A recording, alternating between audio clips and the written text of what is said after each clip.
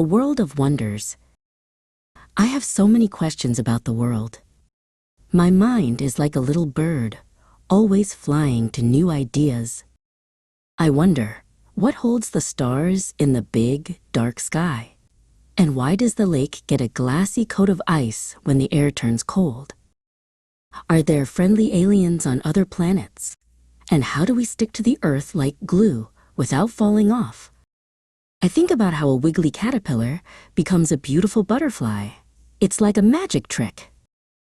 There are so many things I don't know. Maybe the library has a book that can tell me why people get older and their hair turns white. How does a television show moving pictures? And where does the power for the lights come from? It's all a big puzzle to me. I want to know who is the strongest person in the whole world and who is the smartest.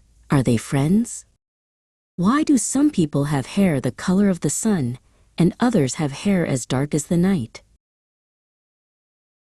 Why do people in different places speak with different words? And why do flowers bloom and then fade away? I know I have to study and learn to find the answers. Being curious is like planting a seed. The more I ask, the more my knowledge will grow.